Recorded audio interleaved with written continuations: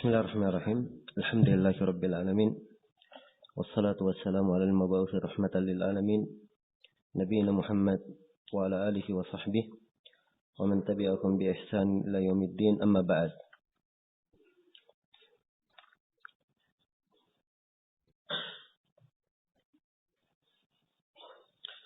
Ini majelis yang ke-19 dari hari yang ke-6 pada daurah kita membahas kitab Manhajus Salikin karya Syekh Abdurrahman bin Nasir As-Sa'di rahimahullahu taala. Pada pagi hari ini insyaallah taala kita akan memasuki pembahasan tentang jual beli. Kata beliau rahimahullahu taala, Kitabul Buyu'. Kitab Al-Buyu'. Al-Buyu' jama' dari bay'. Jama' dari al-bay'. Ya.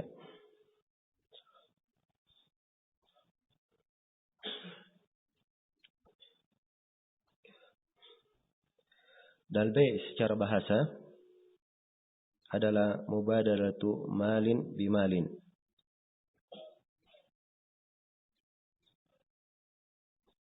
Ya, mengganti harta dengan harta.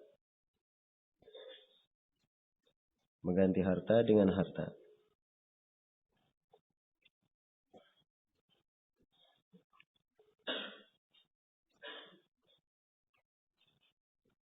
Atau bisa dibahasakan dengan bahasa lain, mengganti sesuatu dengan sesuatu yang lainnya.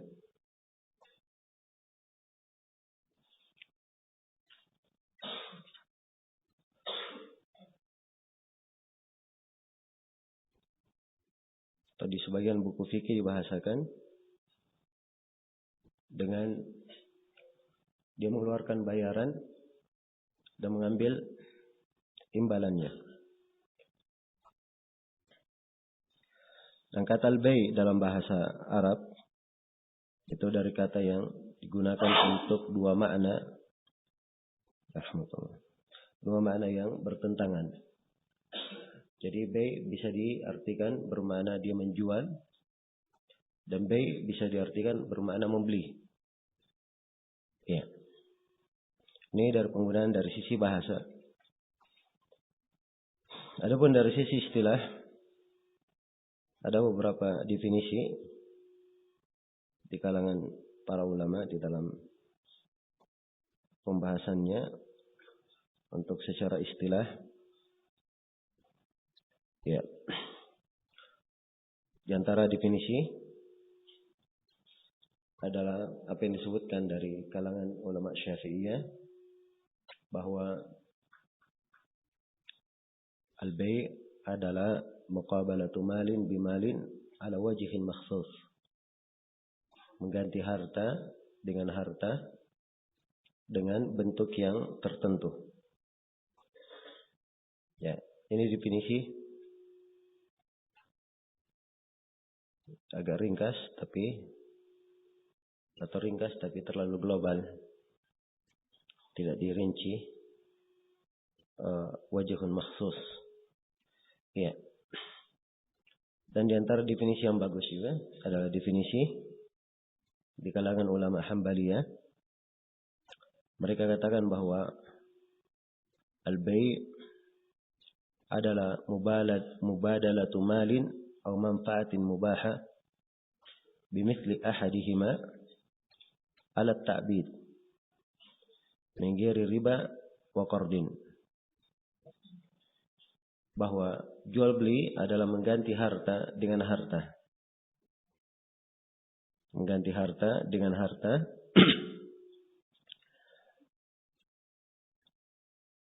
atau mengganti harta atau manfaat yang boleh. Manfaat yang boleh. Bimithli ahadihima. Diganti dengan yang semisal dengannya. Diganti dengan yang semisal dengannya. Alat ta'bid untuk selama-lamanya.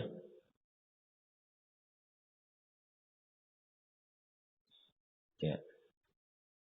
Minggiri riban wala qardin. Tanpa ada riba dan juga bukan pinjaman. Baik. Jadi mengganti harta atau manfaat. Ganti harta atau manfaat. Harta itu dia adalah barang yang akan dilakukan padanya transaksi. Kalau manfaat, dia adalah manfaat yang dimiliki oleh seseorang. Ya. Ya, harta dimaklum ya, seperti misalnya rumah, tanah, ya, kendaraan, dan semisal dengannya. Dan harta itu ada yang cash langsung, nampak. Dan ada yang berada di dimmahnya, berada di tanggung jawabnya. Yang akan dia serahkan.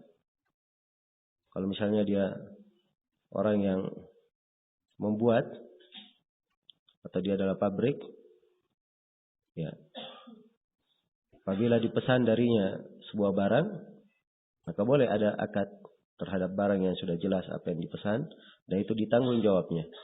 Dan juga masih masuk dalam pembahasan jual beli.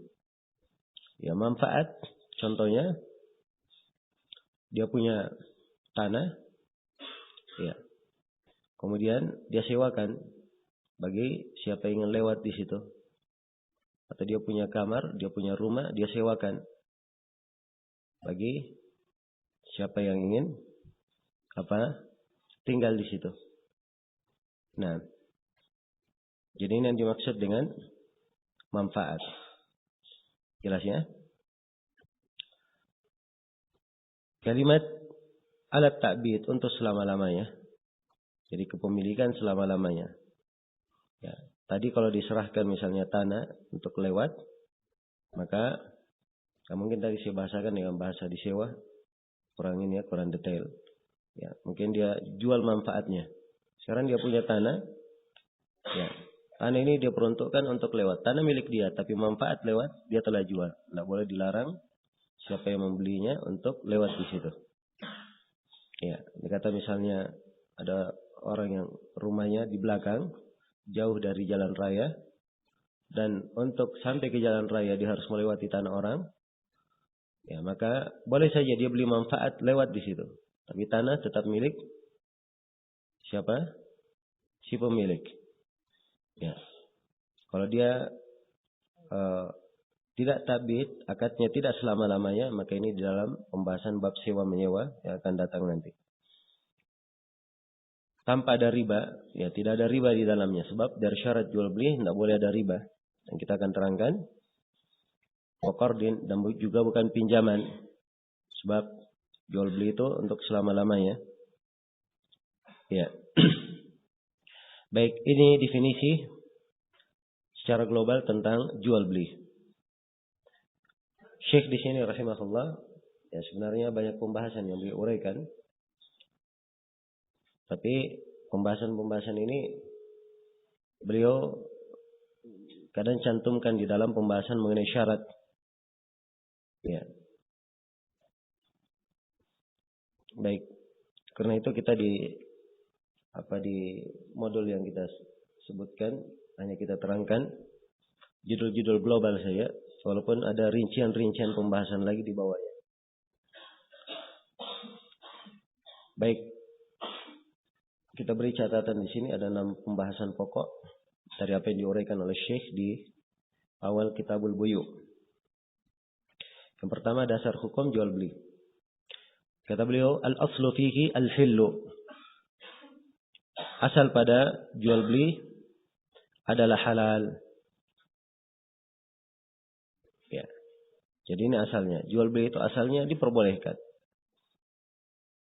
Itu asal. Apa dalilnya? Qala ta'ala, Allah Ta'ala berfirman, wa ahallallahu al-bai' wa harrama ar-riba. Allah menghalalkan jual beli dan mengharamkan riba. Allah menghalalkan jual beli dan mengharamkan riba. Ini menunjukkan bahwa jual beli adalah hal yang dihalalkan. Dan juga ayat menunjukkan bahwa jual beli bukanlah riba dan riba bukanlah jual beli. Ya.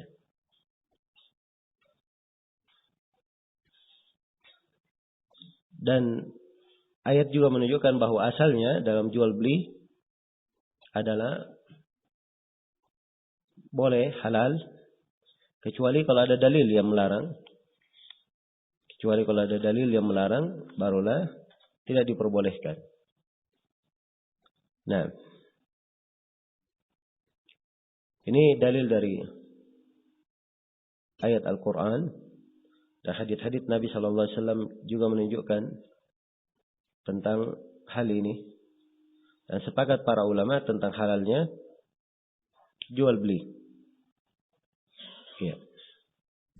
Dan dimaklumi bahwa manusia perlu kepada adanya jual beli. Ya, karena keperluan manusia itu tergantung pada orang lain juga. Tergantung pada orang lain. Dan kadang apa yang dia perlukan yang ada pada orang lain perlu diambil dan dia ganti dengan harga atau barang yang semisal dengannya. Ya.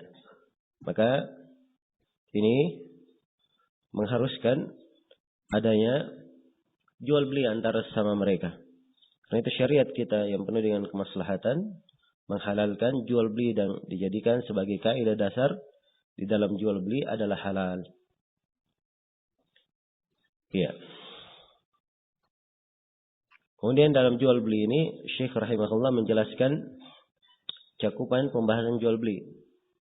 Kata beliau fajami'ul a'yani min aqarin wa hayawanin wa asathin wa ghairiha yajuzu iqa'ul uqudi 'alaiha idza tammat syurutul bai'. Ya.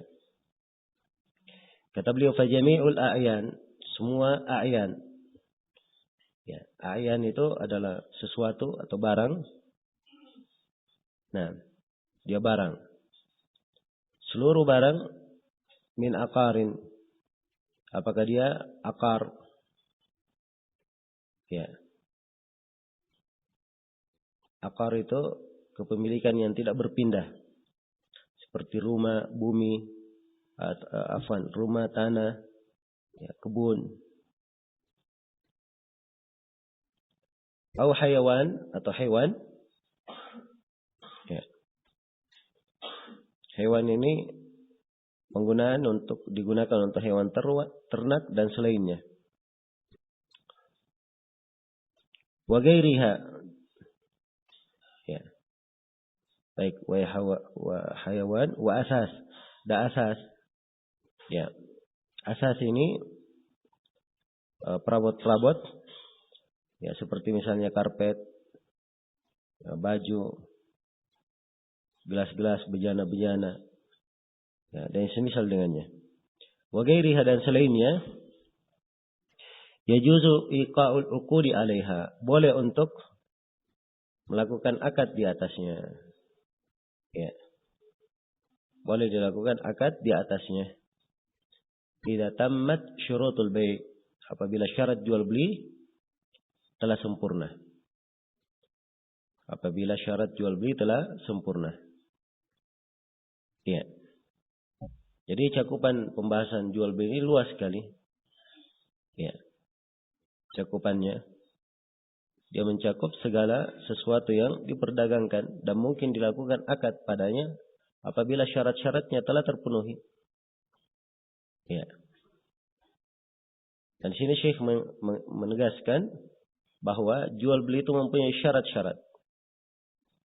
Dan ini pembahasan yang ketiga yang akan kita terangkan.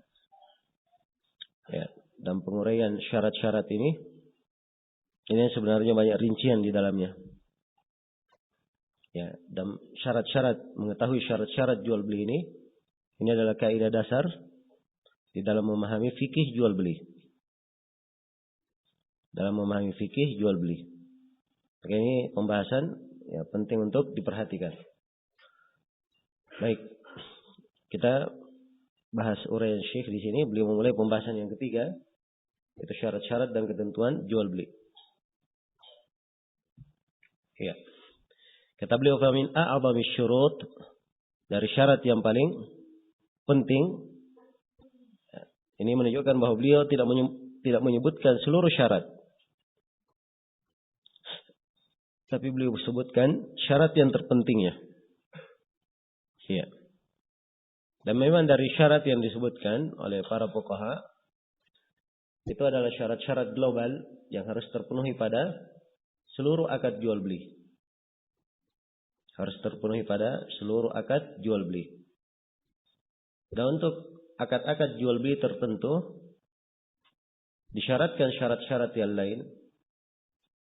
Disyaratkan syarat-syarat yang lain. Seperti misalnya akan datang di pembahasan al-araya. Pembahasan al-araya ada syarat-syarat diterangkan. Juga akan datang di pembahasan as-salam ada syarat-syarat yang lainnya.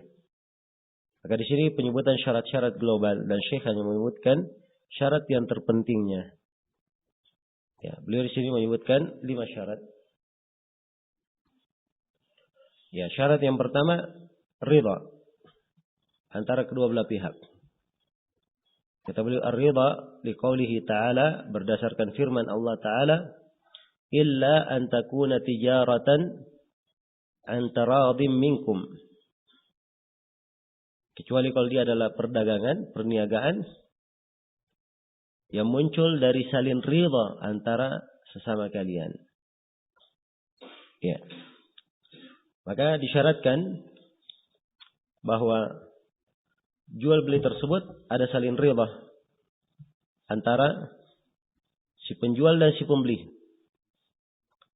Antara si penjual dan si pembeli. Ya.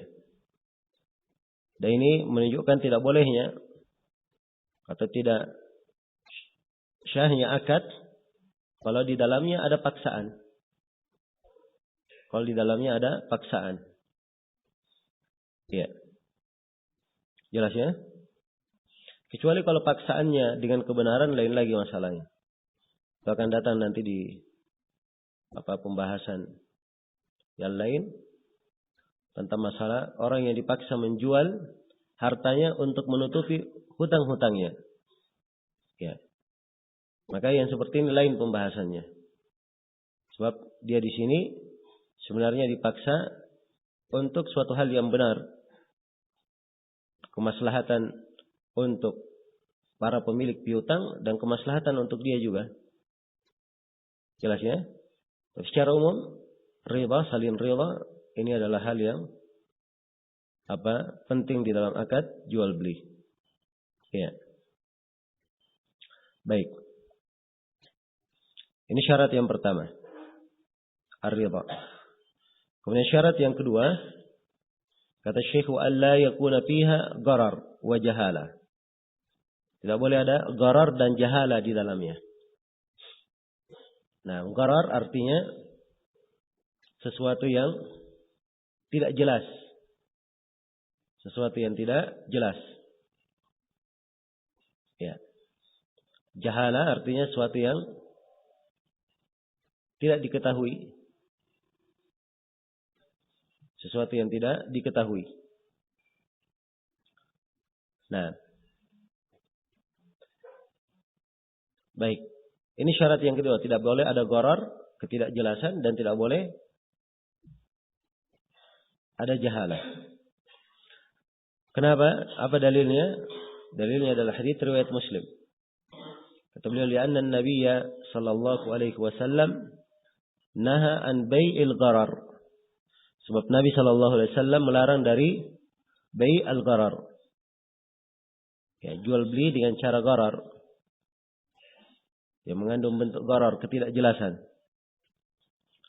Rawahu Muslim. Hadits ini dikeluarkan oleh Imam Muslim. Baik. Jadi ini kaidah umumnya. Dalam jual beli itu harus ada kejelasan. Transparan. Ya. Kemudian barang-barang yang dijual harganya semuanya adalah perkara yang jelas antara kedua belah pihak. Ini kaidah umum. Oleh Syekh diberikan contoh agar supaya nampak kaidah lebih jelas kaidahnya. Kata beliau, "Fayadkhulu fihi", maka masuk di dalamnya di dalam bentuk gharar Bai'ul abiq wasyarid. Dia menjual budak yang lari, ya, atau budak yang kabur meninggalkan tuannya. Nah, jadi kalau ada budaknya lari atau kabur, dia katakan saya jual budakku yang lari. Ya, maka ini adalah apa? Gharar. Sebab budaknya mungkin diketemukan, mungkin tidak diketemukan. Atau dia punya sapi, ya, dia punya sapi masuk ke tengah hutan. Dia katakan sudah saya jual sapi saya kepada kamu yang harga sekian. Maka ini ada bentuk gharar di dalamnya. Sebab sapinya mungkin diketemukan, mungkin tidak diketemukan. Ya. Contoh yang kedua, kata beliau, wa ayyakula bi'tuka ihda as-sil'ataini. Kata dia berkata, saya menjual kepada engkau salah satu dari dua barang ini. Ada dua barang A, B, dia punya. Ya. Berbeda jenisnya. Berbeda harganya. Atau nilainya berbeda. Dia katakan saya jual salah satu dari dua barang ini kepada engkau dengan harga sekian. Jelas ya? Begitu dia ambil dengan harga sekian, maka di sini gharar sebab tidak jelas yang mana yang dia ambil dari salah satu dari dua barang. Dan mungkin mencocoki harganya dan mungkin tidak mencocoki. Iya. Jelas ya? Baik. Kemudian di antara bentuknya juga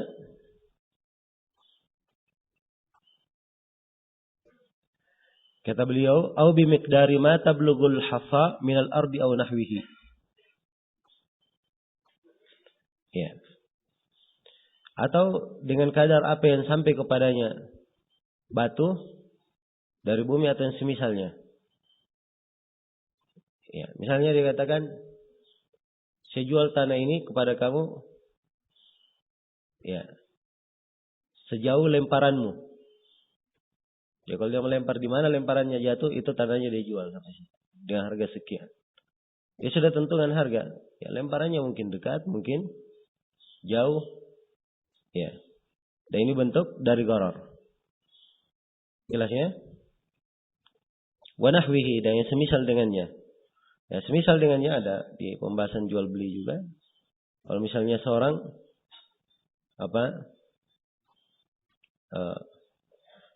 melempar batu, dikatakan di mana batu ini jatuh di atas baju-baju yang ada dalam toko ini, maka baju itu dengan harga sekian. Jelas ya? Dan di toko misalnya baju itu dengan harga 10.000. Dan di toko ada baju yang 10.000, ada 5.000, ada 2.000. Jelas ya? Dia lempar bajunya jatuh dimanapun, maka kena 10.000. Ada juga yang 20.000, macam-macam baju dalam. Mungkin dia dapat yang lebih mahal dan mungkin dia dapat yang lebih murah. Dan ini bentuk gharar ketidakjelasan yang dilarang. Jelas ya? Tidak boleh seperti ini. Kemudian diantaranya juga au ma tahmilu amatuhu au syajaratuhu. Atau dia menjual apa yang di dalam kandungan budaknya. Dikatakan saya jual apa yang ada di dalam perut budakku ini. Ya. Jelas ya? Ya belum lahir. Ya. Kalau dia jual mungkin anaknya lahir, mungkin tidak lahir. Kan begitu. Demikian pula apa yang ada di pohon. Ya, dia punya misalnya ya banyak pohon kelapa. Ya. Kelapanya belum berbuah saat ini. Tapi dia katakan kalau berbuah kelapa ini tahun ini, maka semua buahnya dijual dengan kamu di harga sekian. Jelas ya? Ini juga tidak diperbolehkan karena tidak jelas. Ada gharar dan jahala. Iya. Au ma fi batnil hamil. Atau dia menjual apa yang di dalam perut yang hamil. Misalnya dia punya onta sedang hamil. Dia katakan saya jual anak onta ini kepada engkau. Ya, padahal tidak diketahui apakah anak onta ini lahir atau tidak, ya, dia jantan atau betina, dan seterusnya. Maka ini ketidakjelasan. Baik, ini contoh-contoh ya untuk memperjelas apa bentuk gharar itu. Kemudian Syekh menjelaskan di sini bahwa gharar ini mencakup barang dan harga. Kata beliau, sawa'un kana al-ghararu fi tsamani awil musamman. Ya. Jelas ya? Gharar ini semuanya terlarang, apakah di dalam harga maupun di dalam barangnya yang diberi harga. Pada harganya maupun pada barangnya. Semuanya tidak boleh ada gharar. Jadi ini secara umum tentang masalah gharar. Tapi para ulama memperkecualikan sebagian gharar yang yang keluar dari larangan. Seperti sesuatu yang sulit untuk dipastikan. Misalnya seorang beli rumah. Ya, seorang beli rumah. Rumah ini tidak dia ketahui pondasinya apa, bagaimana. Ya kan? Tidak ketahui pondasinya apa dan bagaimana, kuat atau tidak. Ya, ini gharar, tidak jelas sebenarnya, tapi ini dimaafkan. Dimaafkan karena memang ya, sulit seseorang untuk mengetahuinya. Sulit bagi seseorang untuk mengetahuinya. Jelas ya? Maka hal yang seperti ini tidak mengapa. Ya. Demikian pula gharar kadang dimaafkan kalau ada keperluan yang diizinkan oleh syariat. Ada keperluan yang diizinkan oleh syariat. Sebagaimana yang akan datang nanti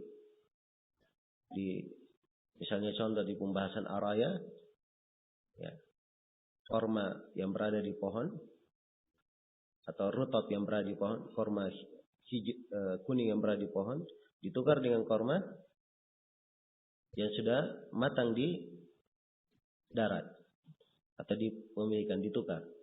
Ini dari sisi gharar ada gharar sebab tidak ada kejelasan tentang berapa jumlah yang ditukar. Tapi dibolehkan araya itu dengan syarat-syaratnya oleh para ulama karena memang ada keperluan dan diizinkan oleh syariat. Jelas ya? Baik, ini beberapa ketentuan. Ya, dan kaidah tidak boleh ada gharar di dalam jual beli ini. Ini adalah salah satu kaidah pokok.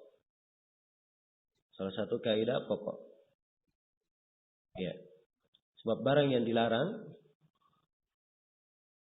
untuk dilakukan transaksi jual beli itu ada 3 jenis. Ada barang yang diharamkan li'ainihi. Ya. Karena ain barang itu sendiri. Dat barang itu dilarang. Jelas ya? Misalnya dia menjual babi. Ya. Memang barangnya itu sendiri dilarang. Baik. Kemudian yang kedua ada yang dilarang liwasfihi karena pensifatan yang ada pada barang itu. Sifat dari barang tersebut tidak boleh untuk dijual. Ya. Karena pensifatannya. Seperti misalnya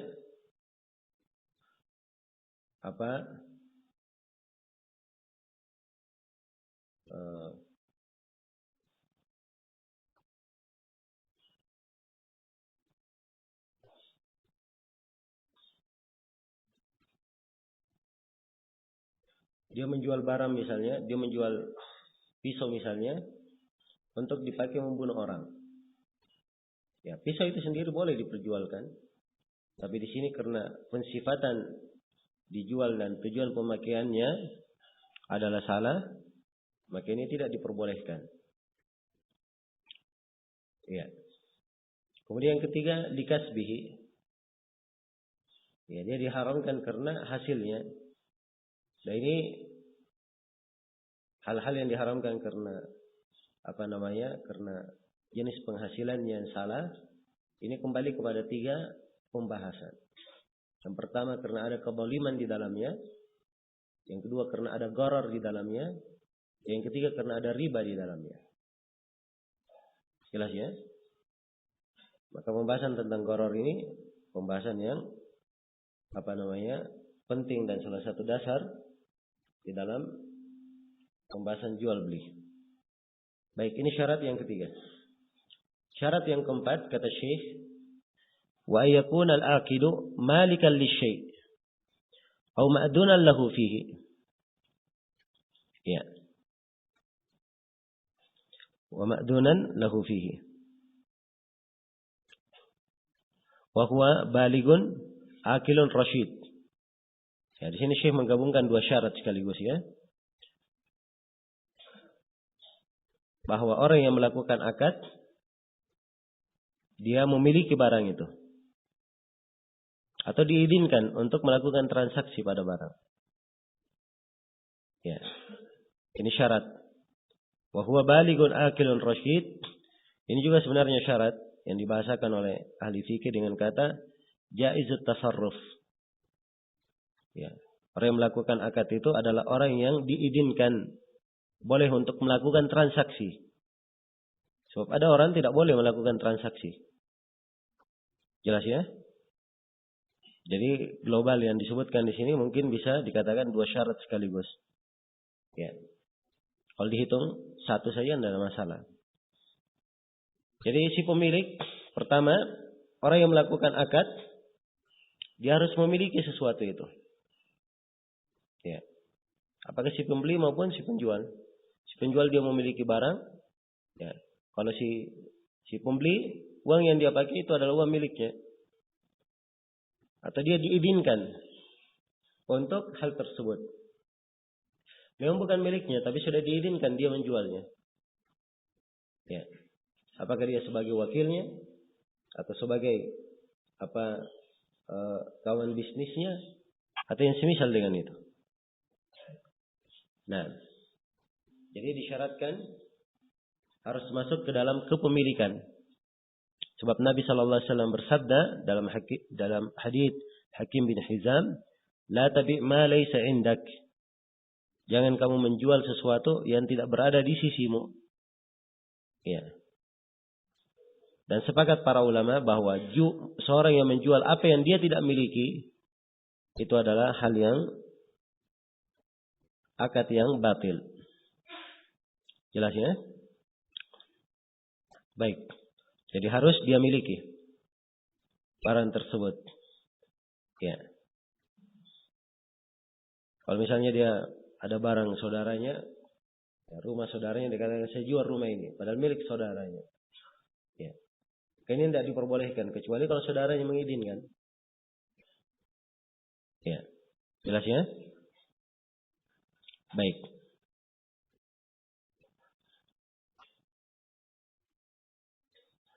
Kemudian di sini disebutkan wa huwa balighun aqilun rasyid. Ini ketentuan orang yang boleh melakukan akad transaksi. Dia balik. Ya. Ini yang pertama, balik. Nah, adapun anak kecil tidak boleh melakukan transaksi kecuali sesuatu yang jumlahnya sedikit saja, hal yang dia pahami. Ya. Jelas ya? Anak kecil beli gula-gula, beli permen, beli kue, nggak ada masalah. Ya. Sebab ini adalah hal yang dia paham. Ya. Dan ini hal yang disaksikan. Karena anak kecil datang ke toko, dia beli permen, harganya 1.000. Loh, kok mahal sekali bang? Ya. Harusnya 500 aja. Ya. Jelas ya? Sebab ini dia pahami.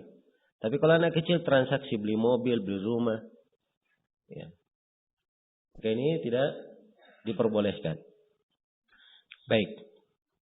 Ini syarat yang pertama ya dari orang yang boleh melakukan transaksi. Dia harus balik. Kemudian yang kedua, dia adalah mukallaf. Di sini disebut akil. Dia adalah akil. Ya. Dialah akil. Orang yang waras. Ya. Jelas?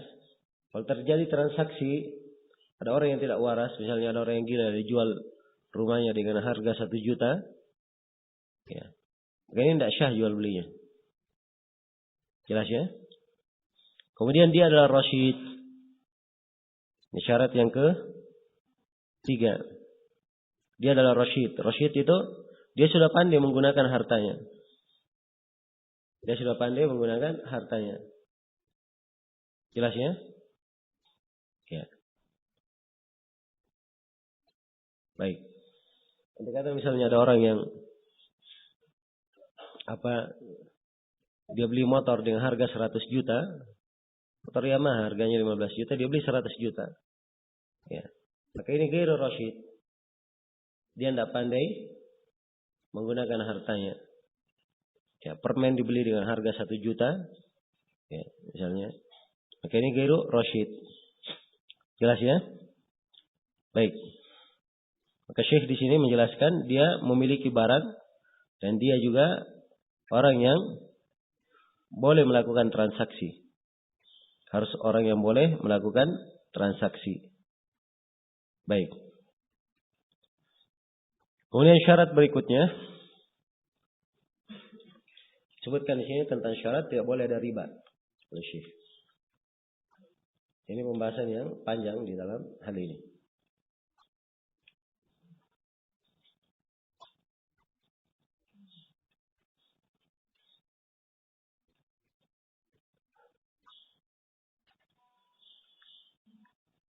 Nah, baik, kita bahas syarat yang berikutnya. Kata beliau, wa min syurutil bai' aidan alla yakuna fihi riba. Dan dari syarat jual beli juga tidak boleh di dalamnya ada riba. Tidak boleh ada riba di dalamnya. Ya, riba itu dari asal bahasanya bermakna az-ziyadah, bermakna tambahan. Ya. Atau bermakna sesuatu yang dikembangkan. Dan secara istilah riba terbagi dua. Ada riba duyun dan ada riba buyu. Ada riba hutang dan ada riba jual beli. Ya. Riba hutang itu apa? Riba hutang terbagi dua. Supaya kita mengerti hakikatnya. Riba hutang terbagi dua. Riba yang pertama apa yang disebut dengan nama riba jahiliyah. Ya. Orang-orang jahiliyah, kalau mereka memberi pinjaman kepada seorang, begitu pinjaman tersebut telah jatuh temponya, maka datanglah pemilik piutang menagih. Ya. Dia katakan kamu bayar sekarang, atau tiap kali kamu mengundur sebulan, maka kamu kena sekian persen misalnya. Ya, jelas? Ini riba jahiliyah. Riba jahiliyah. Baik. Ya. Dan ini adalah hal yang diharamkan. Ya. Sebab riba secara umum diharamkan karena dia adalah memakan harta manusia tanpa hak. Bentuk kezaliman. Dan bertentangan dengan prinsip jual beli dalam Islam. Yang prinsip umum jual beli dalam Islam itu mengandung rahmat, mengandung dasar tolong menolong, mengandung dasar as-samaha, kemurahan antara pembeli dan penjual. Ya. Dan mengandung keadilan. Jelas ya? Baik. Maka ini riba yang pertama dari riba hutang, yaitu riba jahiliyah. Riba yang kedua adalah riba dalam pinjaman. Ya. Riba dalam pinjaman. Seorang datang, ya, meminjam. Maka si pembuat riba ini berkata, sudah saya pinjamkan kamu 1 juta, tapi kamu kembalikan 1.200.000. Jelas ya? Maka ini riba. Al-qard namanya, riba pinjaman. Dan ini adalah haram. Ya. Nabi SAW bersabda, "Man zada aw istazada faqad arba." Siapa yang menambah atau minta untuk ditambah, maka dia telah berbuat riba. Jelas ya? Kalau sejumlah rentenir di masa ini, dia gabungkan antara dua sekaligus. Ya. Dia gabungkan antara dua riba sekaligus. Dari awal akadnya ini, duit 10 juta, kamu kembalikan nanti 15 juta. Begitu terlambat membayar, didenda lagi sekian persen. Ya. Jelas ya? Nah, ini dari hal yang ditekuni oleh banyak orang di masa ini yang memberikan pinjaman-pinjaman. Iya. Ini dari bentuk riba yang diharamkan. Kemudian yang kedua dari bentuk riba adalah riba al-buyu, riba dalam jual beli. Dan riba al-buyu ini, riba dalam jual beli terbagi dua. Ada riba al-fadl dan ada riba nasi'ah. Ada riba al-fadl dan ada riba nasi'ah. Iya. Baik. Untuk menguraikan tentang riba fadl dan riba nasi'ah ini, ya ada beberapa hal yang perlu diketahui. Yang pertama, di dalam pembahasan riba ada yang dikatakan namanya barang-barang ribawi. Ya. Yaitu barang yang berlaku padanya hukum riba. Barang yang berlaku padanya apa? Hukum riba. Sebab tidak semua barang berlaku padanya ketentuan hukum-hukum yang terkait dengan pembahasan riba yang akan kita bahas. Ya, di dalam masalah penukaran. Jelas ya? Sebab barang-barang ribawi itu ada ketentuannya di dalam penukarannya. Ya, dan ketentuan-ketentuan dalam penukaran ini hanya berlaku di dalam barang ribawi saja. Selain barang ribawi tidak berlaku. Jelas ya? Barang ribawinya disebut dalam hadits yang disebutkan oleh Syekh di sini. Ya, beliau bawakan hadits Ubadah bin Samit riwayat Bukhari dan Muslim. Rasulullah sallallahu alaihi wasallam bersabda, "Ad-dhahabu bid-dhahabi wal fiddatu bil fiddati wal burru bil burri wasy-sya'iru bis-sya'iri wat tamru bit tamri wal milhu bil milhi mithlan bi mithlin sawa'an bi sawa'in." Ya, kata Nabi sallallahu alaihi wasallam, emas dengan emas, perak dengan perak, gandum dengan gandum, syair dengan syair. Ya, sudah saya terangkan ya bahwa syair jenis dari gandum juga, cuma dia lebih kecil. Wat tamru bit tamri, korma dengan korma, wal milhu bil milhi. Ya. Garam dengan garam. Mithlan bi mithlin. Kalau ditukar harus semisal dengan semisal. Sawa'an bisawain, harus sama. Ada kesamaan antara keduanya. Fa idza ikhtalafat hadhihi al-asnaf, kalau jenis-jenis ini berbeda, fabi'u kaifa syi'tum. Maka silahkan menjual ya sesuai dengan keinginan kalian. Idza kana yadan biyadin. Apabila tangan dengan tangan, maksudnya langsung kontan, secara cash. Faman zada aw istazada faqad arba. Siapa yang menambah atau minta ditambah, maka dia telah berbuat riba. Ya. Baik. Di sini disebutkan 6 jenis barang ribawi. Emas, perak, bur, ya, syair, gandum, syair, kemudian korma dengan apa? Garam. Ini 6 barang. Apakah terbatas barang ribawi ini pada 6 barang ini saja? Ya, jumhurul ulama berpendapat tidak terbatas pada 6 barang. Bahkan 6 barang yang disebut di dalam hadits ini hanya percontohan saja yang menggambarkan illahnya, menggambarkan sebab kenapa dia dianggap barang ribawi. Iya. Nah ini insyaallah ta'ala lebih kuat. Iya. Jelas ya? Baik. Kalau kita ketahui bahwa barang ribawi tidak terbatas pada 6 barang ini saja,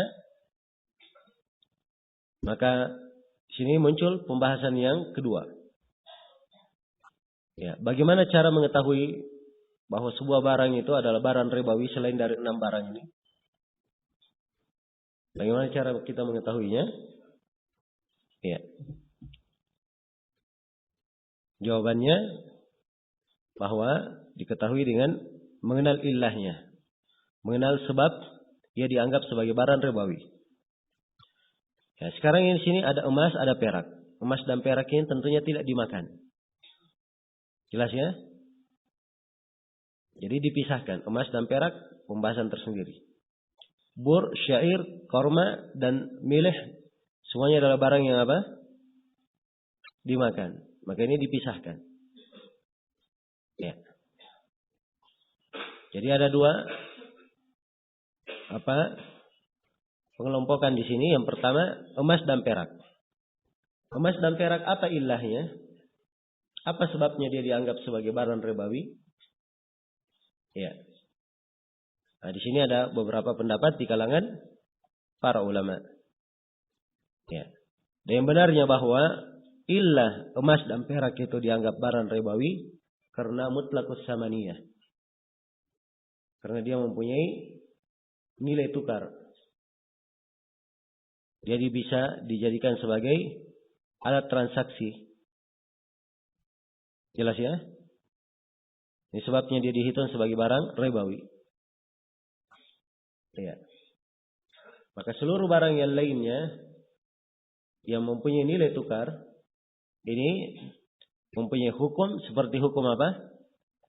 Emas dan perak. Seperti di masa ini uang kertas dan uang logam. Ya. Ini senilai dengan semana dengan emas dan perak. Jelas ya? Walaupun logam itu bukan emas dan perak, tapi dia punya nilai tukar sama dengan emas dan perak. Jelas? Karena itu dia dihitung sebagai barang ribawi. Iya. Jadi ini yang pertama pada emas dan perak. Nah, semisal dengannya. Karena itu rupiah, dolar, apa saja bentuknya, dia mempunyai hukum yang sama. Iya. Baik. Jadi kalau emas dengan emas ditukar, ini dia menukar dua barang, satu jenis dan satu illah namanya. Sebab illahnya sama. Perak dengan perak dia tukar, ini dia menukar barang, satu jenis dan satu illah. Kalau emas dia tukar dengan perak, ini dia menukar dua barang yang berbeda jenis tapi satu illahnya. Jelas ya? Baik. Kemudian berikutnya tentang makanan. 4 barang yang lainnya ini makanan. Ini juga berbeda pendapat para ulama. Apa yang menjadi ukuran illahnya. Dan yang lebih dekatnya, atau yang kuatnya bahwa illah dari 4 barang ini, karena dia dimakan dan bisa ditimbang atau ditakar. Jelas ya? Dia dimakan atau dimakan dan ditimbang, dimakan atau ditakar. Di kilo.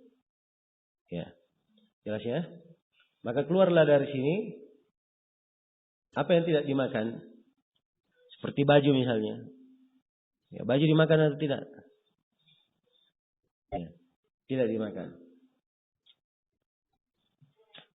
Andai kata misalnya ada yang menjual baju, 1 buah baju diganti dengan 3 baju. Ya, boleh atau tidak? Boleh, sebab ini tidak masuk dalam hukum riba. Tidak disyaratkan harus sama. Ya. Jelas ya? Tidak disyaratkan harus sama. Ya, 1 butir telur ayam kampung misalnya ditukar dengan 5 butir ayam ras. Boleh atau tidak? Hah? Loh, dimakan dia. Hah? Kenapa? dia dimakan. Gimana antum bilang tidak boleh dia dimakan? Ya, ingat syarat yang lainnya, dia ditimbang dan dia apa? Ditakar. Ditimbang, di kilo atau bisa di liter. Ya, jelas ya? Sekarang telur itu apa? Ditimbang atau di liter? Hah? Ya, asalnya telur itu dihitung kalau belinya. Tiga telur ini berapa jumlahnya? Berapa harganya? Kan begitu. Sekarang kalau ditimbang per kilo, 2 kilo, itu belakangan munculnya timbangan. Ya. Maka dia bukan barang ribawi, tidak ada masalah. Jelas ya? Baik. Ya. Sekarang beras misalnya. Hah? Ya. Beras jenis yang bagus 1 kilo ditukar dengan beras jenis yang sedang 2 kilo. Boleh atau tidak? Ya, ini jawabannya tidak boleh. Sebab mempunyai apa? Illah riba. Dia dianggap barang ribawi. Ingat, kalau dia barang ribawi ada syarat menukarnya. Dia harus semisal. Ya, kalau dia sejenis harus semisal dan saling kontan. Kalau dia berbeda jenisnya, maka disyaratkan saling kontan saja. Kalau dia sama illahnya. Jelas ya? Baik. Jadi ini kaidah dasarnya di dalam memahami riba jual beli. Kaidah dasarnya. Dalam memahami riba jual beli. Maka sekarang kita kembali kepada riba al-fadl. Riba al-fadl itu ada riba karena ada tambahan pada penukaran dua barang ribawi. Iya. Barang ribawi yang sama jenisnya dan sama ilahnya, ketika ditukar dan ada penambahan, maka itulah yang disebut dengan riba apa? Riba fadl. Iya. Jelas ya? Kalau riba nasi'ah, dua barang ribawi yang ditukar dan tidak saling kontan, maka itu disebut dengan nama riba apa? Riba nasi'ah. Dua barang ribawi yang berbeda jenisnya, ditukar tidak saling kontan, maka dia disebut dengan riba apa? Riba nasi'ah. Ya. Jelas ya? Jadi itu kaidah dasarnya di dalam pembahasan riba jual beli. Ya. Baik. Kalau begitu barang-barang ribawi ini di dalam penukarannya ada beberapa keadaan. Keadaan yang pertama, barang ribawi sejenis dan seillah ditukar dengan barang ribawi yang sejenis dan seillah. Ya. Ini disyaratkan apa? Disyaratkan dua syarat. Syarat yang pertama harus semisal. Dan syarat yang kedua harus saling kontan. Iya. Jelas ya? Emas 1 gram ditukar dengan emas 1 gram. Iya. Ada perbedaan karatnya itu tidak berpengaruh. Dua-duanya adalah apa? Emas. Jadi tidak boleh menukar emas 20 karat misalnya diganti dengan 1 gram emas 20 karat diganti dengan 2 gram emas 24 karat. Ini tidak diperbolehkan. Jelas ya? Demikian itu tidak diperbolehkan. Ya, seseorang membeli emas. Ya.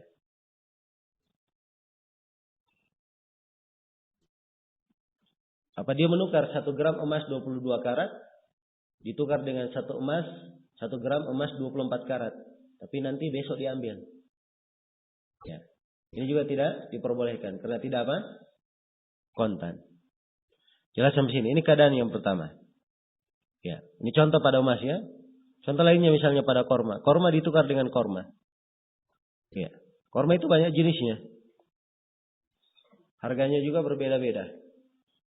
Ya, korma ajwa misalnya, kormanya penduduk Medina itu mahal harganya ya. Anggaplah misalnya dia di harga pasarannya 60 real. Ya. Dan 1 kilonya. Di korma biasanya ya harga pasarannya misalnya hanya 30 real 1 kilo. Maka tidak boleh menukar korma ajwa 1 kilo ditukar dengan korma biasa walaupun harganya 30 real ditukar dengan 2 kilo. Korma dengan korma dia tidak boleh ditukar. Karena satu jenis dan satu apa? Satu illah. Baik. Sekarang muncul pertanyaan, kalau begitu apa solusinya? Saya ingin beli korma itu. Nah, saya tidak punya korma. Kecuali korma yang jelek. Saya ingin beli korma yang bagus. Ya, jawabannya korma yang jeleknya ini dijual dulu. Ya. Dia ganti dulu dengan barang yang apa? Yang tidak sejenis. Setelah dia ganti baru dia lakukan transaksi. Jelas ya? Baru dia lakukan transaksi. Baik, ini keadaan yang pertama. Keadaan yang kedua, dia menukar barang ribawi yang berbeda jenisnya tapi sama ilahnya. Berbeda jenisnya tapi sama apa? Ilahnya. Ya. Contoh misalnya, orang yang melakukan transaksi, ya beras misalnya ditukar dengan korma. Ya. Beras barang ribawi. Ya. Korma beras, korma barang apa? Ribawi. Dua-duanya barang ribawi. Sejenis? Ya, jawabannya tidak. Ya, beras adalah beras, beda jenisnya dengan apa? Korma. Ya, barangnya beda. Maka ini kalau ditukar disyaratkan harus apa? Harus kontan. Ya. Tidak boleh dikatakan ini beras 3 kilo saya beli dengan 1 kilo korma, kormanya besok saya berikan. Tidak boleh. Jelas ya? Tapi kalau dia lebihkan, ada kelebihan di dalam nilainya, tidak ada masalah. 3 kilo beras ditukar dengan 1 kilo korma, itu tidak ada masalah. Jelas ya? Baik. Jadi kalau dia berbeda jenisnya sama ilahnya, ya, maka boleh berbeda nilainya. Boleh berbeda, boleh tidak semisal, ya. Tapi dia harus saling kontan. Nah, contoh lainnya misalnya, ya, sekarang transaksi yang sering dilakukan adalah orang yang membeli emas dengan menggunakan apa? Uang. Ya, dengan mata uang dia beli. Ya, dibeli pakai rupiah atau pakai dolar atau yang semisal dengannya. Ya. Dikata misalnya 1 gram emas dibeli dengan harga 300.000 rupiah, ini boleh atau tidak? Boleh saja. Tapi disyaratkan ketika membelinya harus apa? Kontan. Tak boleh dia katakan, oh ya saya ambil ini 1 gram, besok saya bayar. Ini tidak boleh. Demikian pula apa yang sekarang kadang berkembang, mencicil emas. Ya. Dia mengambil emas misalnya 10 gram, harganya 3 juta, sudah nanti saya cicil. Ya. Selama 10 bulan, 300.000 saya bayar tiap bulannya. Ini tidak diperbolehkan. Jelas ya? Ini masuk ke dalam riba apa namanya? Riba nasi'ah. Iya. Baik.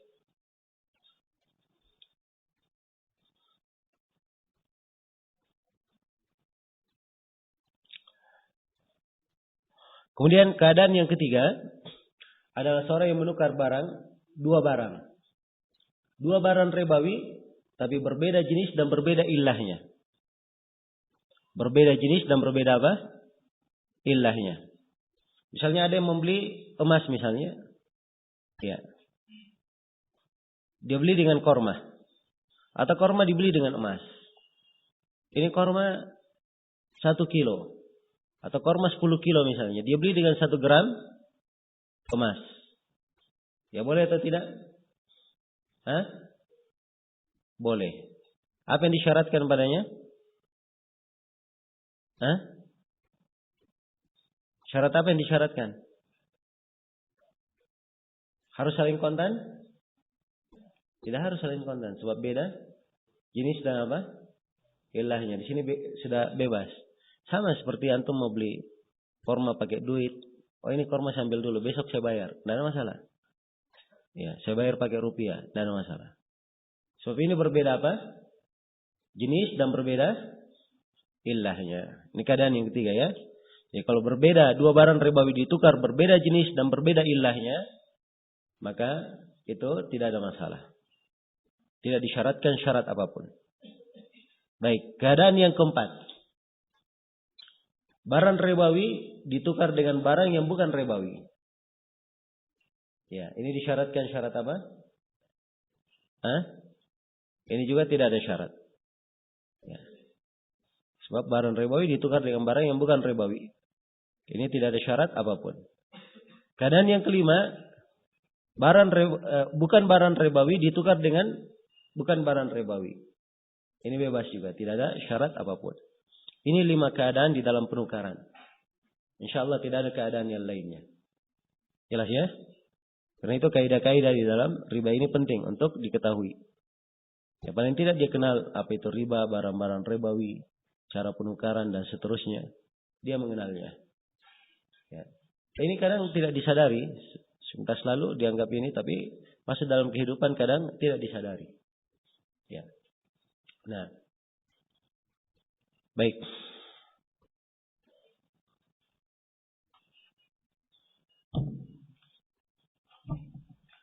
Kemudian kata Syekh rahimahullah, ya, dalam kelanjutan haditsnya, jadi saya ulangi hadits Ubadah bin Samit ya, ad-dhahabu bid-dhahab, emas dengan emas, wal fiddatu bil fiddah, perak dengan perak ditukar, wal burru bil burr, ya, gandum dengan gandum, wasyairu bis syair, wat tamru bit tamri, korma dengan korma ditukar, wal milhu bil milhi, garam dengan garam, wal ditukarnya mitlan bi mitlin, semisal dengan semisal, sawaan bi sawain, sama dengan sama. Ini penekanan ya, bahwa harus semisal. Iya. Kemudian kata beliau, fa idza ikhtalafat hadhihi al-asnaf, kalau barang-barang ini berbeda ya jenisnya, fabi'u kaifa syi'tum, maka juallah sesuai dengan kehendak kalian. Ya, idza kana yadan biyadin, apabila dia tangan dengan tangan, maksudnya saling kontan.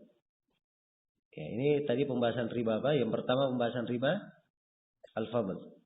Jadi kalau sama jenisnya dan sama ilahnya, ini hukum riba fadl berlaku. Dia harus sejenis, dia harus semisal, dan dia harus saling apa? Kontan. Ya. Kalau berbeda jenisnya tapi sama ilahnya, maka ini pembahasan riba apa? Riba nasi'ah. Disyaratkan harus apa? Harus saling kontan. Nah itu kata Nabi, faman zada aw istazada faqad arba. Siapa yang menambah atau minta ditambah, maka dia telah berbuat riba. Rawahu Muslim. Iya. Kemudian Syekh menjelaskan di sini, fala yuba'u makilun bimakil illa min jinsihi. Tidak boleh sesuatu yang ditimbang, ya, ditimbang dengan sesuatu yang ditimbang. Makil yang di liter ya, tidak boleh sesuatu yang di liter ditimbang dengan sesuatu yang di liter dari jenisnya, illa bihadaini syartaini, kecuali dengan 2 syarat ini. Ya. Wala mauzunun bijinsihi illa kadzalik. Demikian pula tidak ada yang ditimbang ditukar dengan sejenis yang ditimbang kecuali seperti itu. Perhatikan ya. Jadi Syekh di sini mensyaratkan dia harus di liter atau ditimbang. Itulah yang kita katakan tadi. Ya. Bahwa ilahnya pada makanan dia di liter atau ditimbang bersama dengan apa? Dia dimakan. Baik. Ini untuk riba yang berkait dengan makanan yang semisal dengannya. Kalau emas dan perak tadi apa ilahnya emas dan perak? Karena mutlak sama dia, mempunyai nilai tukar, mempunyai harga tukar. Baik. Kemudian kata beliau, wa in bi'a makilun bimakilin min ghairi jinsihi aw mawzunun bimawzunin min ghairi jinsihi jaza bi syarti taqabud qabla tafarruq. Apabila makil dengan makil, ya, sesuatu yang di liter ditukar dengan sesuatu yang di liter tapi dari selain jenisnya, perhatikannya dari selain apa? Jenisnya. Ya. Korma misalnya ditukar dengan apa? Dengan gandum misalnya. Dia sama-sama ditimbang. Sama-sama di liter. Tapi beda jenisnya. Beda jenisnya. Au mauzunun bimauzunin min ghairi jinsi, atau dia ditimbang menukar sesuatu yang ditimbang dengan sesuatu yang ditimbang dari selain jenisnya. Kata Syekh jaza bi syarti taqabud qabla tafarruq. Maka itu boleh dengan syarat harus saling kontan sebelum apa? Sebelum berpisah. Ya, ini majelis itu juga. Bayar cash. Ya, saling pegang sebelum berpisah. Kemudian kata beliau, wa in bi'a makilun bimauzun au aksuhu jaz walau kana qabdu ba'da tafarruq. Andai kata sesuatu yang makil, sesuatu yang di liter ditukar dengan sesuatu yang ditimbang atau yang semisal dengannya, maka ini boleh. Ya, ini boleh. Jelas ya? Walaupun dipegangnya nanti. Ya. Jadi perhatikan ya, tadi kita sebutkan di syarat ininya kalau masuk ke dalam rinciannya, rincian syarat makanan tadi. Jadi itu ada dua. Ada makanan dan dia ditimbang. Apa di kilo.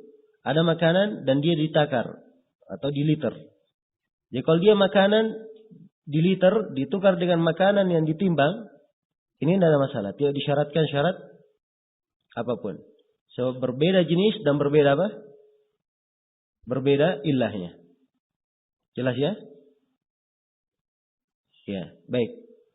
Jadi tidak mungkin dalam sebuah barang itu atau apa namanya, sebuah barang misalnya dia barang dimakan kemudian diliter dan ditimbang sekaligus. Jelas ya? Karena itu tadi kita bahasakan dengan kata atau. Ya. Jadi kalau saya rinci secara global, emas ilahnya adalah mutlaqus samariyah. Untuk makanan ada dua ilahnya. Dia dimakan dan ditimbang. Itu yang kedua. Yang ketiga dimakan dan diliter, ditakar. Jelas ya? Karena itu Syekh bahasakan di sini pembahasan beliau. Kalau di liter ditukar dengan sesuatu yang ditimbang, maka ini tidak ada masalah. Tidak ada masalah. Ya, jelas ya? Coba beri contoh makanan yang ditimbang. Hah? Beras ditimbang atau di liter? Ya. Dilihat ya kepada asalnya. Asalnya itu beras enggak ditimbang, tapi di liter asalnya. Hah? Apa? Gula. Ya. Gula ditimbang.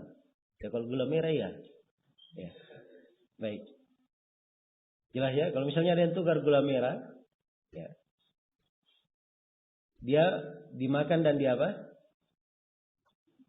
ditimbang. Jelas ya? Ditukar dengan beras. Beras dimakan dan di liter. Haruskah saling kontan? Tidak harus. Sebab berbeda jenis dan berbeda ilahnya. Walaupun dua-duanya dimakan. Ya, sebab ilahnya itu terkait dimakan dan ditimbang, dimakan dan ditakar. Baik. Kemudian Syekh beri ketentuan lain. Ini yang boleh terangkan di sini dasar-dasar pijakannya dalam pembahasan riba. Dan ketentuan ini adalah kaidah.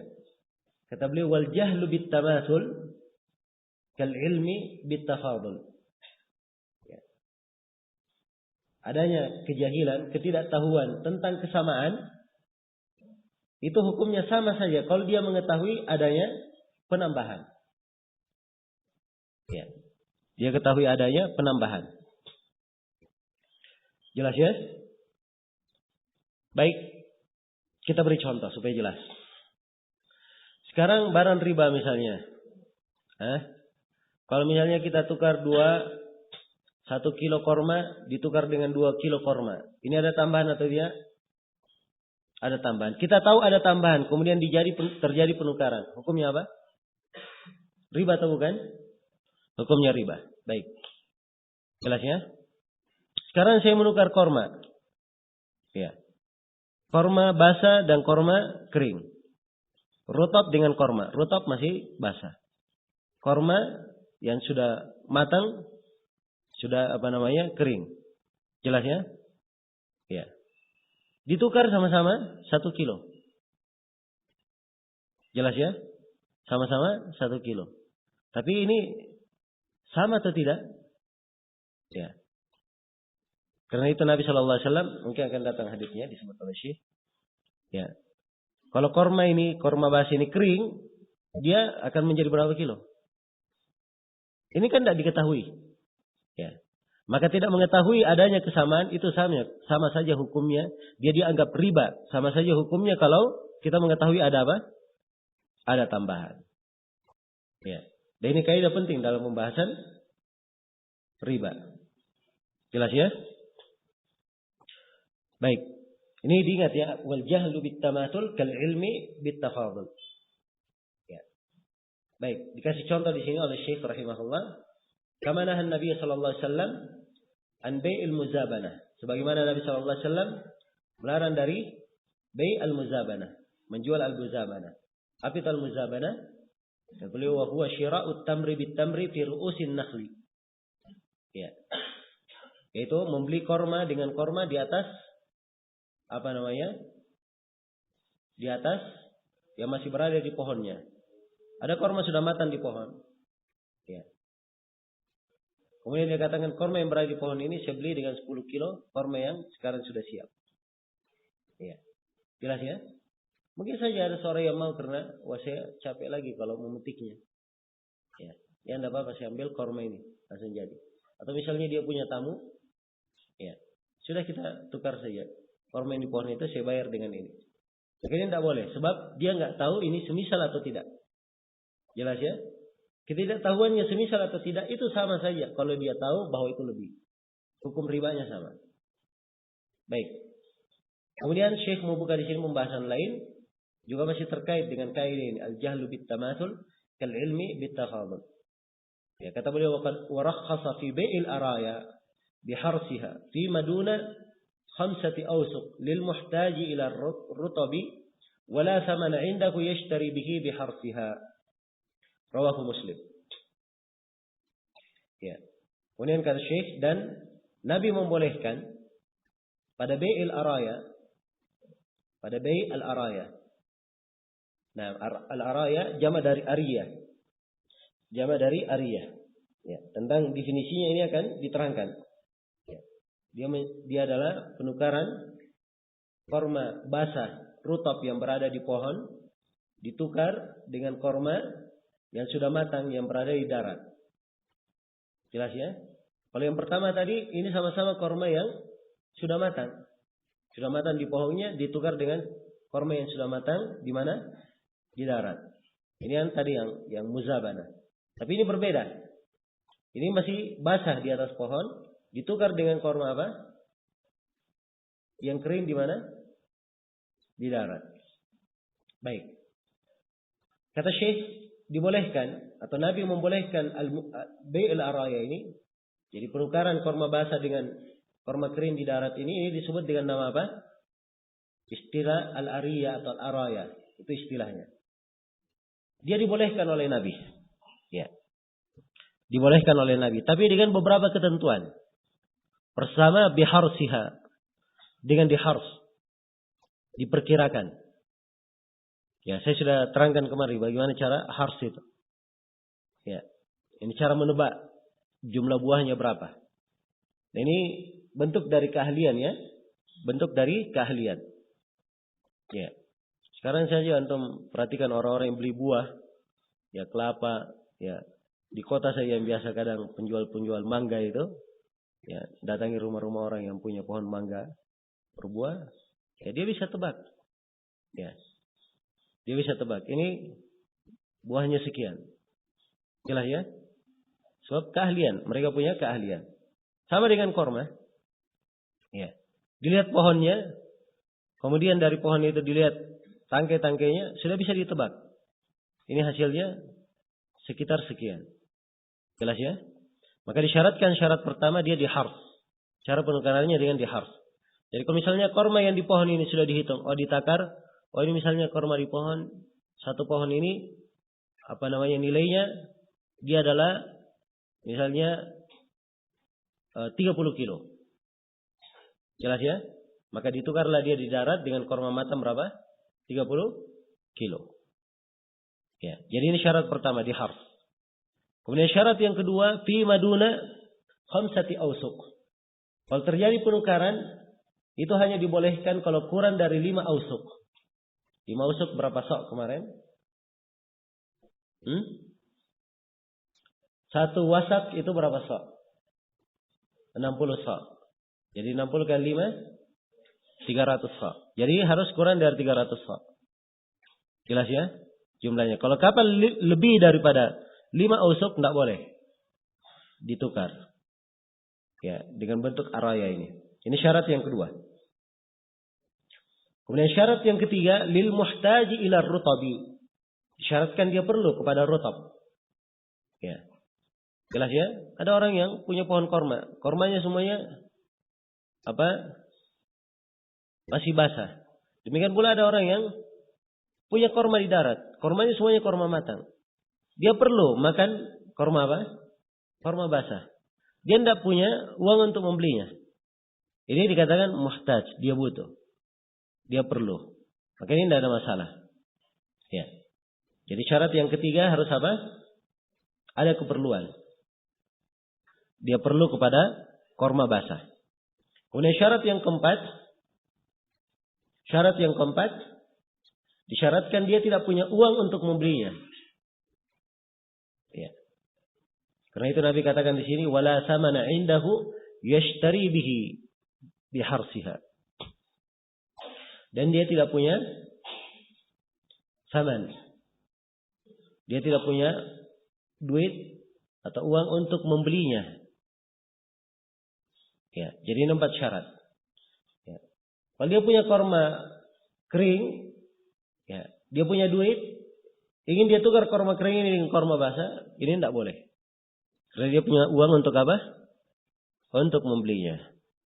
Baik, ini syarat yang keberapa? Syarat yang keempat. Ya. Baik.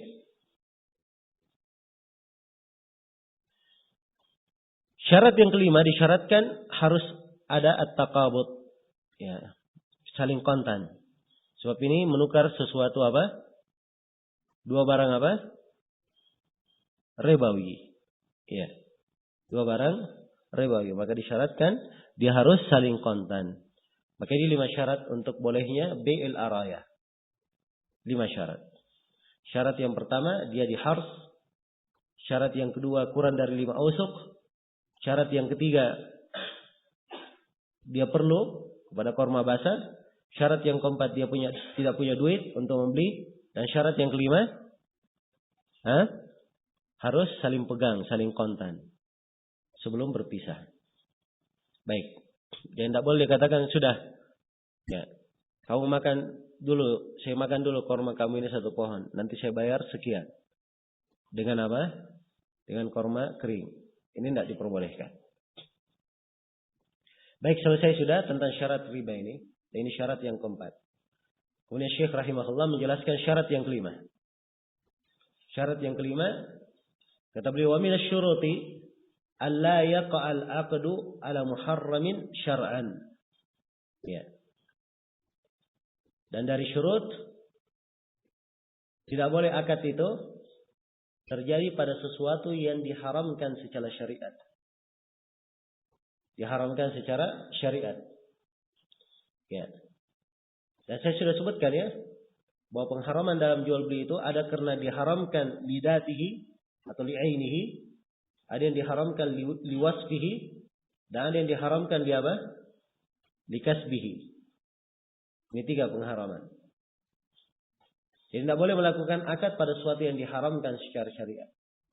Apakah karena datnya barang itu sendiri memang haram, atau karena sifat penjualannya adalah haram, atau karena hasilnya, ya, hasil dari jual beli itu adalah dari hal yang haram. Jelas ya? Baik. Ini Syekh sebutkan syarat yang kelima. Kemudian beliau terangkan, ya, imma li ainihi, dari bentuk-bentuk yang transaksi jual beli yang diharamkan. Ya, ini penjabarannya untuk syarat yang kelima. Dan ini kita masukkan di pembahasan yang keempat. Beberapa bentuk transaksi jual beli yang diharamkan. Kata beliau, imma li ainihi. Ya. Dia diharamkan karena ainnya. Kama nahan Nabi sallallahu alaihi wasallam an bai'il khamri wal maitati wal asnam, muttafaqun alaih. Sebagaimana Nabi sallallahu alaihi wasallam melarang dari menjual khamar. Ya, khamar asalnya memang adalah apa?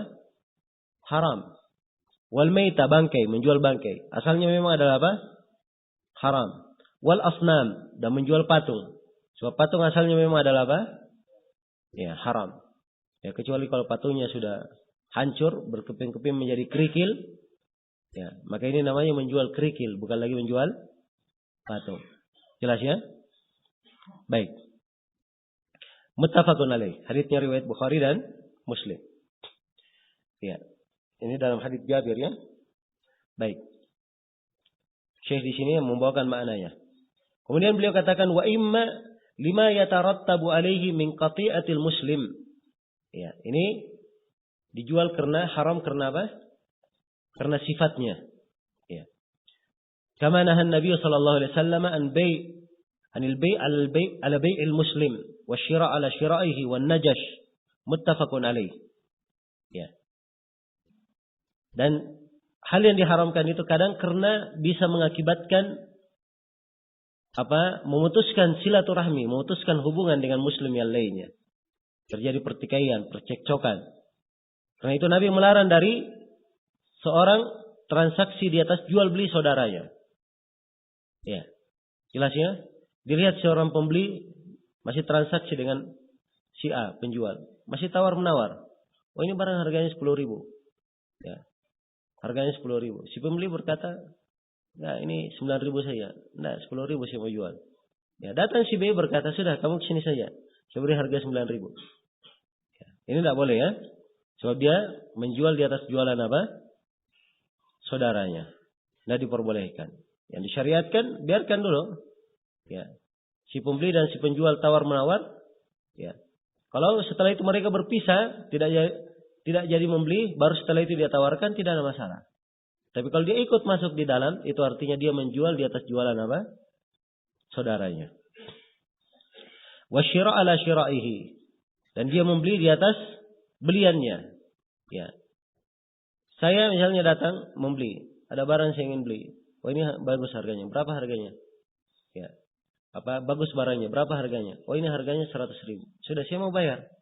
Datang orang kedua, dia berkata kepada penjual, "Enggak, sini saya bayar 120. Ya. Jelas ya? Maka ini tidak diperbolehkan. Tidak diperbolehkan. Sepanjang seorang sudah membelinya, maka tidak boleh dia beli lagi di atas belian saudaranya. Kecuali kalau si pembeli mundur, dia maju, tidak ada masalah. Jelas ya? Demikian pula dilarang dari an-najash. Ya. Dilarang dari an-najash. Nah, an-najash itu adalah seseorang meninggikan harga dan tidak berniat untuk membelinya. Meninggikan harga dan dia tidak berniat untuk membelinya. Iya. Ini biasanya terjadi di pembahasan pelelangan. Ya, di dalam melelang. Ya. Masuk sudah ada barang. Ya. Oleh si penjual dikatakan ini barang saya mau jual. Siapa yang mau beli? Ya, maka mulailah ada yang menawar. Sudah saya beli. Harga 500.000. Ya, jelas ya? Ada orang yang hadir di situ, si B, dia tidak ingin membeli. Ya, cuma dia ingin memberikan keuntungan kepada si penjual dan merugikan siapa? Si pembeli. Ya, dia berkata, "Enggak, saya berani 1 juta." Ya. Yang pertama hanya berani berapa? 500. Ya, akhirnya yang lainnya menyangka bahwa ini punya harga. Sudah ada lagi berani. Oh, kalau begitu saya berani 1,5. Ya. Jelas ya? Begitu sudah naik harganya 1 juta, sudah mundur dia. Sebab memang maksudnya tidak ingin membeli. Maksudnya adalah apa? Dia ingin meninggikan harga. Ini an-najash. Dan ini dari hal yang dilarang. Jelasnya? Dari hal yang diharamkan dalam jual beli. Baik, kemudian kata beliau min dalika nahyuhu anit tafriqi baina dirrahimi fir raqiq. Dan dari hal yang dilarang adalah memisahkan antara budak yang punya hubungan keluarga. Nah, jelas ya, ini adalah hal yang diharamkan. Sebab Nabi sallallahu alaihi wasallam bersabda, "Man farraqa baina walidatin wa waladiha, farraqallahu bainahu wa bainal ahibbati yaumil qiyamah." Ya, siapa yang memisahkan antara budak perempuan dengan anaknya, maka Allah akan pisahkan dia antara dia dan antara yang dia cintai pada hari kiamat. Jelas ya? Ya, kalau misalnya ada budaknya dan budak ini punya anak, kalau dia jual misalnya ibunya, maka dia jual bersama apa? Dia jual bersama anaknya. Tidak boleh dipisahkan. Tidak boleh dipisahkan. Baik. Kemudian kata beliau min dalika, masih beliau menjelaskan bentuk jual beli yang diharamkan. Wa min dalika in kana idza kana al-mushtari ya'lamu minhu annahu yaf'alu al-ma'siyah bima ishtarahu kashtira'i al-jawzi wal baydi lil qimar ya aw as-silah lil fitnah aw ala qatta'i tariq. Nah, demikian pula dari hal yang diharamkan, ya. Apabila dia menjual sesuatu yang diketahui bahwa sesuatu itu akan dipakai untuk maksiat, ya. Akan dipakai untuk maksiat. Seperti dia membeli al-jauz, ya, kelapa, atau al-bayd, dia beli telur, lil kimar, untuk dipakai apa? Kimar, ya. Kimar ini, ya, dia bentuk dari maisir, dari judi. Ya. Ukuran kimar, seseorang masuk ke dalam sebuah muamalah, dia mengeluarkan biaya ketika masuk. Ya, dan mungkin dia beruntung, mungkin dia merugi. Itu kimar. Dia masuk dengan biaya, mungkin dia beruntung dan mungkin dia merugi. Contoh misalnya di sebagian tempat ya, ada kotak. Ya. Atau janganlah kotak ini, mungkin terlalu. Sekarang ada toko. Toko ini banyak barang di dalamnya. Ada barang yang 5.000, ada barang yang 10.000, ada yang barang 20.000. Ya. Ya, jelas? Maka dia masuk. Dia membayar. Ya. Apa saja yang dia masuk dan membayar, dia mengambil batu melempar, apa saja yang dilempar yang kena, maka di mana batu itu jatuh, itu yang diambil. Jelas ya? Ini dikeluarkan bayaran. Dia mungkin untung, mungkin apa? Mungkin rugi. Maka ini disebut kimar, juga sekaligus disebut gharar sebagaimana telah berlalu. Sebab ini ada ketidakjelasan. Ya, contoh lainnya. Ya. Ini dari praktek judi banyak ya. Ya. Dari praktek judi banyak. Ya. Misalnya, ya, dia melempar gelang misalnya. Kalau gelang ini masuk ke tempatnya, ya dia bayar setiap kali lemparan. Ya, dia beli gelangnya, satu gelangnya misalnya 1.000. Ya. Kapan dia masuk ke tempatnya, maka dia dapat hadiah-hadiah yang berada di situ. Jelas ya? Maka ini dari bentuk kimar. Ya, dari bentuk kimar.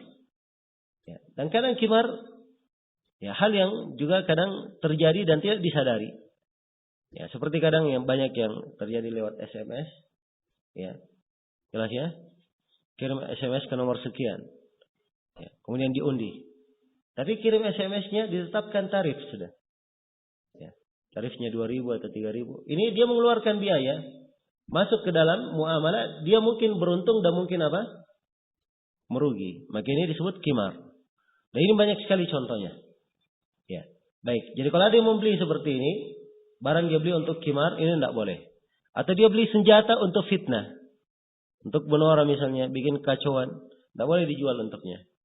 Atau dia beli senjata untuk diberikan kepada perampok. Itu tidak diperbolehkan. Ya. Jadi ini semuanya adalah hal yang diharamkan. Bukan pada barang itu sendiri, lidatihi, tapi liwasfihi, karena ada pensifatan yang seperti itu maka diharamkan. Iya. Jelas ya? Kemudian kata beliau, wa nahyuhu an talaqqil jalab. Dan Nabi sallallahu alaihi wasallam melarang dari talaqqi al-jalab. Ya. Dia menjemput para pedagang. Nah, dan di sini Syekh rahimahullahu taala ya menyebutkan haditsnya. Baik. Kata beliau, la talaqqau al-jalab. Jangan kalian menjemput al-jalab. Ya, jalab itu apa? Barang dagangan yang dibawa oleh pedagang dari apa? Dari desa-desa atau dari luar kota. Ya. Dijemput. Ya, kalau di lafaz lainnya itu dengan lafaz la talaqqur rukban. Yang disebut pedagangnya. Sama saja kalau jalab barangnya, rukban pedagangnya. Ya, sama saja. Faman talaqqa fashtara minhu fa'ata sayyiduhu as-suq fa huwa bil khiyar. Siapa yang menerima atau yang membeli dengan cara itu, ya siapa yang menjemput kemudian dia beli, lalu si pemilik barang mendatangi pasar, maka dia bil khiyar. Dia mempunyai apa? Mempunyai hak untuk memilih. Bisa diambil lagi barangnya dan bisa dia teruskan. Jelas ya? Baik. Jadi ini barang yang datang dari luar kota. Ya. Barang yang datang dari apa? Luar kota. Si pemilik barang tidak tahu harga berapa barang di pasaran di kota. Dia tidak tahu. Jelas ya? Maka datanglah orang-orang menjemput barang itu, kemudian dia dijemput di tengah jalan, kemudian dia apa? Dia beli. Ya. Dan ini kadang harganya sangat murah sekali dibeli. Maka apabila si pemilik barang ke pasar, ternyata dia tahu bahwa harga sangat murah, maka dia boleh apa? Boleh khiyar untuk membatalkan transaksi. Jelas ya? Ini sebabnya kenapa dilarang talaqqi al-jalab. Kemudian kata beliau, wa qala, dan Nabi sallallahu alaihi wasallam bersabda, man ghasyana falaysa minna. Siapa yang menipu kami, ya maka dia bukan dari kami. Nah, rawahu Muslim. Ini diriwayatkan oleh Imam Muslim. Baik. Beliau masih menjelaskan beberapa bentuk hal yang diharamkan. Dan di sini beliau terangkan tentang beberapa perkara yang terkait dengan riba. Ya. Terkait dengan riba, tahayul untuk riba. Kata beliau, wa mithlu ar-riba sharih. Dan seperti riba yang sangat jelas. Ya. Nah, riba yang sangat jelas. Kemudian beliau berikan beberapa contoh riba yang sangat jelas. Kata beliau, at-tahayyul alaihi bil'inah. Seperti dia tahayul, ngambil hilah. Hilah itu artinya jalan yang dia menipu dengannya. Ya. Sepintas lalu kelihatannya jual beli. Tapi hakikatnya dia memang ingin berbuat riba. Hanya mencari hilah jalan untuk berbuat apa? Berbuat riba. Itu tahayul namanya. Disebut hilah. Ya. Tahayul alaihi bil'inah. Dengan cara al-inah. Apa itu al-inah? Ini bentuk jual beli dengan bentuk yang riba. Diterangkan di sini definisinya. Bi'ayyabi'a sil'atan. Dia menjual barang bimi'atin ila ajal. Dengan harga 100. Dengan akad ila ajal. Secara beransur dia bayar. Ya. Thumma yashtariha mim mushtariha. Kemudian si penjual ini dia beli lagi dari orang yang beli. Bi aqalla minha naqdan. Dengan harga yang lebih sedikit darinya secara kontan. Au bil aksi atau sebaliknya. Jelas ya? Ini yang disebut dengan nama al-inah. Ya. Saya misalnya perlu barang. Ya. Apa? Saya beli barang dari si A. Saya cicil dari si A sebuah motor. Motor ini dia cicilkan ke saya harganya 10 juta. Ya. Saya ansur selama 10 bulan. Ya. Motornya pun saya ambil dari si A. Ya. Setelah itu si A datang kepada saya. Sudah motor ini saya beli saja dengan harga cash 9 juta. Ya, sebab dia tahu bahwa saya sebenarnya beli motor, ya itu bukan untuk saya pakai, tetapi ingin saya jual lagi, ya agar supaya saya dapat apa? Modal dari situ. Maka saya datang, sudah kalau begitu saya beli 9 juta. Cara cash. Kapan saya terima dari si A? Ya, maka ini dihitung apa? Dihitung al-inah. Ya. Contoh ya. Contoh kebalikannya, ya. Saya beli dari si A, kita bikin akad. Oh, ini akadnya 10 juta. Ya, sudah kalau begitu hitung untuk saya 10 juta, ya. Dan sekarang saya jual lagi kepada engkau dengan cash 9 juta. Jelas ya? Maka ini sama dengan cara al-inah. Ya, baik ya. Dan ini masih ditekuni hingga hari ini masih ada cara al-inah seperti ini. Banyak bentuknya. Ya, di antara cara yang modern, kadang dilihat di agen-agen penjualan motor atau mobil, dia punya bagian penjualan dan punya bagian apa? Pembelian. Ya. Datang orang beli mobil di bagian penjualannya. Beli mobil, bikin akad, kredit, ya. Ini mobil harganya 300 juta. Sudah akad semuanya segala macam beres. Ya, kemudian setelah itu mobilnya dia bawa, langsung dia pindah kemana? Di bagian penjualan. Ini mobil saya mau jual. Ya. Bikin akad jual di cash, ya 250 juta. Jelas ya? Setelah itu dia tetap mencicil tiap bulannya. Ini bentuk inah, ya kekinian. Ya. Ini banyak yang menekuni ya hal-hal yang seperti ini. Baik, ini diharamkan. Ya. Dan pengharaman tentang bai'ul inah ini terangkan dalam sejumlah hadits dan insyaallah haditsnya kuat dari banyak jalannya. Baik. Kemudian yang kedua dari bentuk tahayyul untuk riba, at-tahayyul ala qalbid dain. Ya, dia tahayyul untuk membalik hutang. Ini saya sudah sebutkan tadi ya. Ini riba apa? Riba jahiliyah. Jadi dia memberi hutang ya kepada si A 1 juta. Begitu jatuh temponya dia datangi si A. Kamu bayar 1 juta atau kalau tidak hutangmu saya rubah menjadi 1,2. Misalnya. Jelas ya? Maka ini bentuk dari riba. Ya. Kemudian berikutnya dari hal yang diharamkan dari riba as-sarih, at-tahayyul ala riba biqardin. Ya. Dia tahayyul ambil khila dengan riba dengan meminjam. Ya, contohnya ba'i yuqridahu wa yashtarit al-intifa'a bi syai'in min malihi au ya'ta'ahu min dalika iwadan fa kullu qardin jarra naf'an fa huwa riba. Nah, ini beliau sambil memberikan kaidah di sini ya. Ya, bagaimana tahayyul riba dengan meminjam?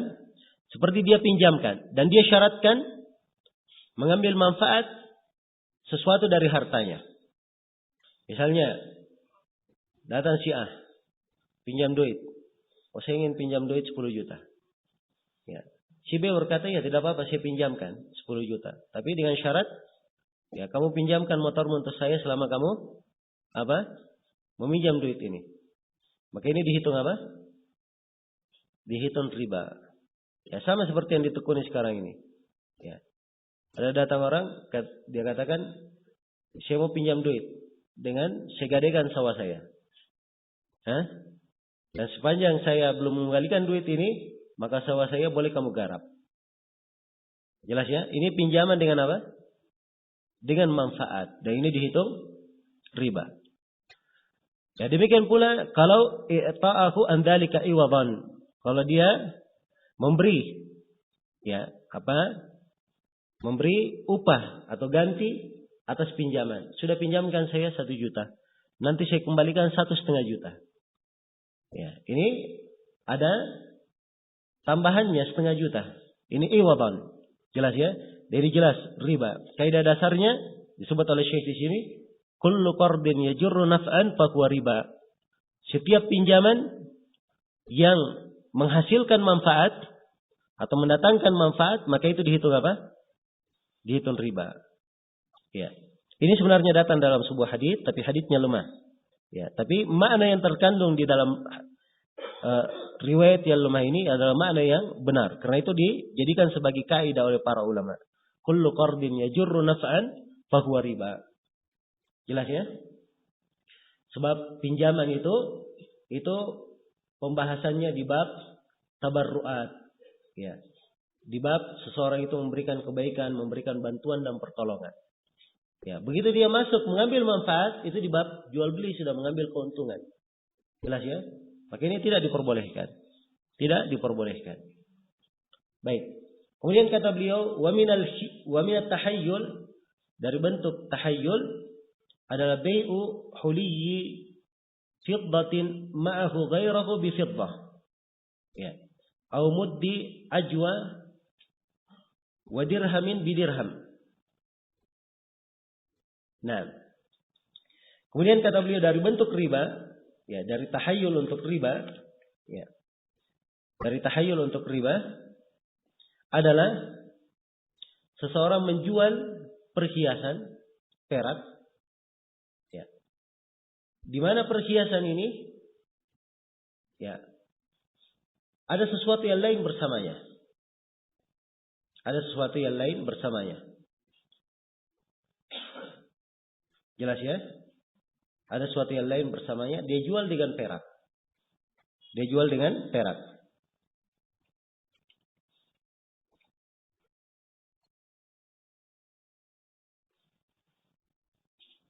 Baik.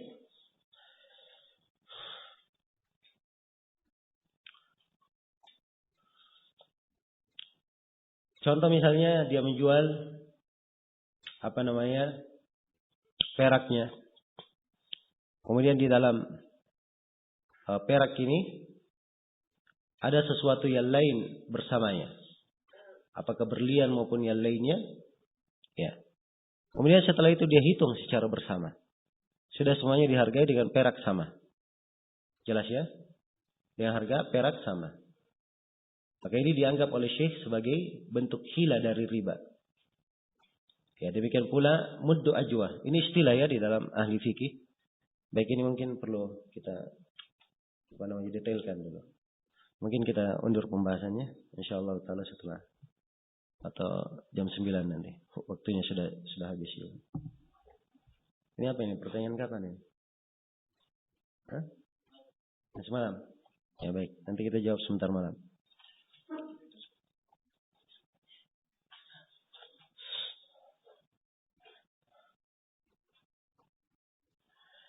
Baik, untuk sementara saya cukupkan sampai sini.